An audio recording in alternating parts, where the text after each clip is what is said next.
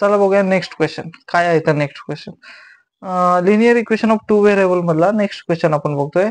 1/6x plus Y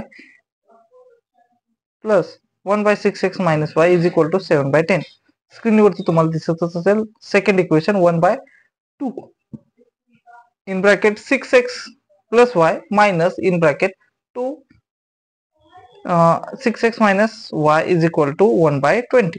अशा पद्धतीने दोन क्वेश्चन तुम्हाला कुठे दिसतात तर तुमच्या स्क्रीनवरती दिसत आहेत. आता याचं सोल्युशन बघूया आपण काय होतं सोल्युशन.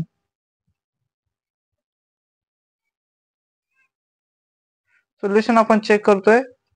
तर याच क्वेश्चनच्या याच इक्वेशन मध्ये जर व्यवस्थित बघितलं तर आपल्याला काहीतरी दिसतं. काय दिसतं तर 6x plus Y 6x plus Y 1/6x minus Y 1/6x minus Y same दिसतं दोन इक्वेशन मध्ये. तर यांच्यासाठी आपण काय करूया पुटअप करूया.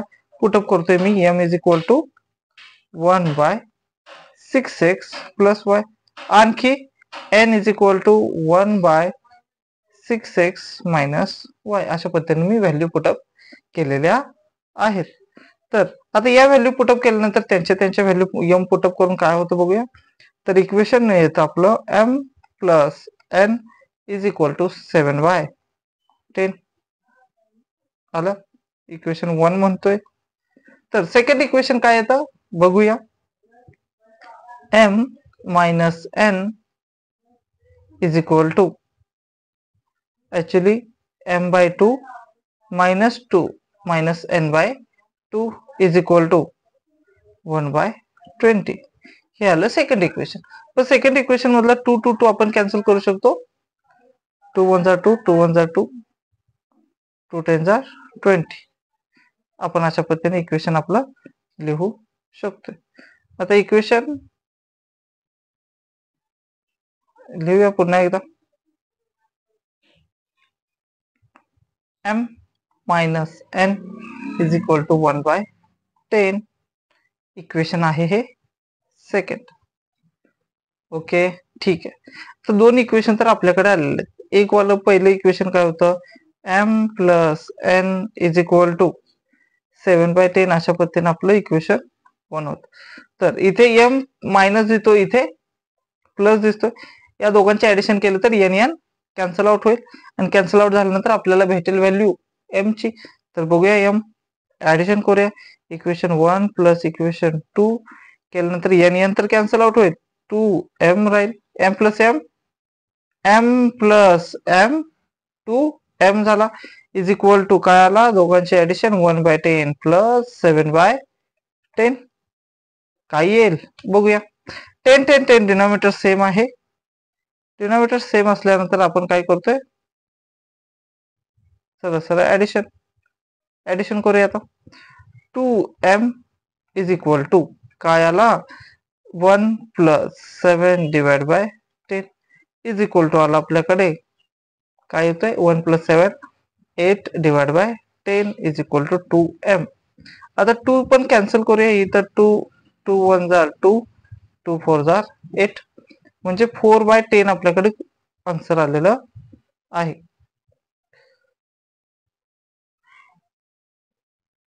बघूया आपण नेक्स्ट स्टेप लिहितोय. मग आपल्याकडे काय काय आलेलं आहे m इज इक्वल टू 4/10. यालाही आपण 2 ने डिवाइड करू शकतो. 2 2 जा 4 2 5 जा 10 करूया. आता लिहूया आपण m इज इक्वल टू 2/5.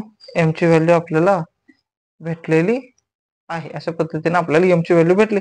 पण m ची व्हॅल्यू आपण पुटअप करूया इक्वेशन कोणत्या तरी एका सोप्या इक्वेशन मध्ये. आता एक इक्वेशन आपण घेतलं कोणतं तर m minus n is equal to 1/10. या इक्वेशन मध्ये आपण m ची व्हॅल्यू पुटअप करतो. m ची व्हॅल्यू आहे 2/5 minus n is equal to 1/10. काय होईल आता 2/5 ला पलीकडे टाकूया काय होतं चेक करूया. Minus n is equal to 1/10 minus 2/5 denominator different आहे आणि डिनोमिनेटर डिफरंट असल्यामुळे याला सेम करावं लागेल डिनोमिनेटर, आणि डिनोमिनेटर सेम करण्यासाठी आपण काय करतोय, मल्टिप्लाय करूया 2 ने. 2 ने मल्टिप्लाय केलं. आता 2 ने मल्टिप्लाय केल्यानंतर काय होतं बघू. 1 divide by 10 minus 4 divide by 10. काय आला answer, minus n is equal to 1 minus 4 divide by 10. Answer आलं -3 divide by 10 is equal to -n. आता मायनस मायनस साइन कॅन्सल झाला आणि व्हॅल्यू काय आली, n is equal to 3 by 10. n is equal to 3 by 10 value आली. आता आपण दोन व्हॅल्यू फाइंड आउट केलेल्या आहेत. एक व्हॅल्यू होती m ची, दुसरी होती n ची. आता या दोघांच्या ज्या व्हॅल्यू होत्या, ह्या ज्या गोष्टीने रिप्रेझेंट करत होत्या त्यांना व्हॅल्यू आपण वापस करूया. तर m म्हणजे आपल्याला माहित आहे, m म्हणजे आहे 1 by 6x plus y is equal to 2 by 5. आता आपण फाइंड आउट केलेलं, इनवर्स केल्यानंतर आपल्याला भेटेल 6x plus y is equal to 5 by 2. त्याच पद्धतीने n ची सुद्धा व्हॅल्यू आपण फाइंड आउट करतोय. n इज इक्वल टू आपण काय म्हटलेलं होतं, तर 1 बाय 6x मायनस y. याची व्हॅल्यू आपण फाइंड आउट केली 3 बाय 10. आता इनवर्स करूया याचाही, 6x minus y is equal to 10 by 3. तर दोन इक्वेशन तर आपल्याला भेटलेले आहेत. दोन इक्वेशन कोणते, तर बघूया आपण. 6x minus y is equal to 10 by 3. आणखी कोणतं भेटलं, 6x plus y is equal to 5 by 2. असे दोन इक्वेशन भेटले. याला इक्वेशन बी म्हणूया आणि हे जे अगोदर आपण काढलेलं होतं हे इक्वेशन ए आहे. इथपर्यंत तरी आपल्याला माहित आहे. तर काय दिसतं, मायनस वाय दिसतो, प्लस वाय दिसतो, म्हणजेच काय, दोघांचे ऍडिशन केले की हे दोघं कॅन्सल आउट होतील. ऍडिशन करतोय आपण, equation A plus equation B add केल्यानंतर काय होईल, 6x प्लस 6x 12x झाला is equal to 10 by 3 plus 5 by 2. Denominator जर सेम केला आपण, आता डिनोमिनेटर एकदा सेम करूया यांचा. डिनोमिनेटर सेम केला तर काय होईल, 10 by 3 into 2 by 2 plus 5 by 3 into 2 by 2.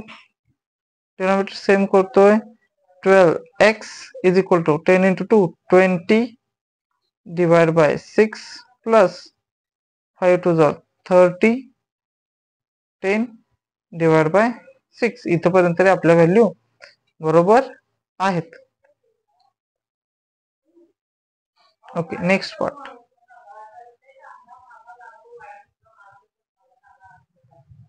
Next part आपण बघतोय.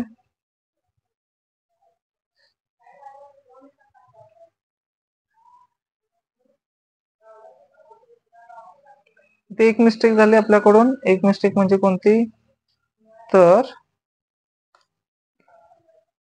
5 ला आपल्याला मल्टिप्लाय करावं लागेल, 5 बाय 2 ला 3 ने मल्टिप्लाय करावं लागेल. इथे 5 बाय 2 ला आपण मल्टिप्लाय करतोय 3 ने. इथे येईल आपला आन्सर 15. तर आन्सर आला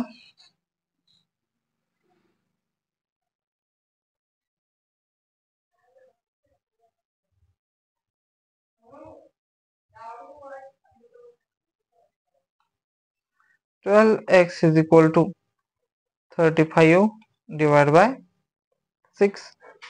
याचं काय आपल्याला करता येणार नाही. आता x इज इक्वल टू 12 पलीकडे गेला, 35 डिवाइड बाय 6 इंटू 1 बाय 12. तर आन्सर काय येईल, x is equal to answer आलेला आहे 35 डिवाइड बाय 72. x ची व्हॅल्यू तर आपण फाइंड आउट केलेली आहे. आता आलेली x ची व्हॅल्यू आपण कुठे पुटअप करतोय, आलेली x ची व्हॅल्यू पुटअप करूया इक्वेशन एनी काइंड ऑफ, कोणत्याही एका इक्वेशन मध्ये पुटअप करूया.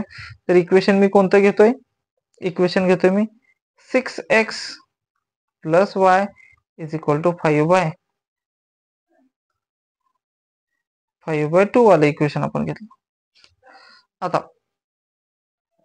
x ची व्हॅल्यू मी फाइंड आउट केलेली आहे. x ची व्हॅल्यू आहे 35/72 plus y is equal to 5/2. आता 6 1 जा 6, 6 12 जा 72. काय आलं, 35 divide by 12 plus y is equal to 5/2. Again याला पलीकडे गेल्यानंतर हा होईल मायनस. काय झालं, y इज इक्वल टू आला आपल्याकडे 5/2 minus 35/12.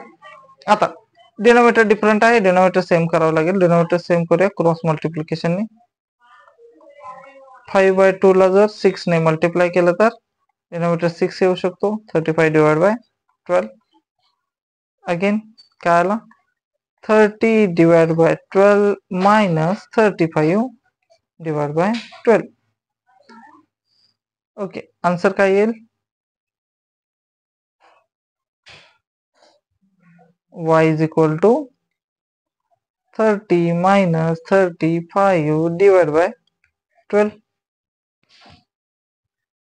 Then y is equal to answer येईल आपला y is equal to -5 divide by 12.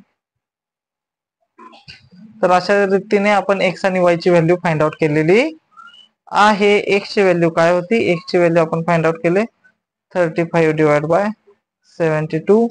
Again y ची व्हॅल्यू फाइंड आउट केली आपण -5/12.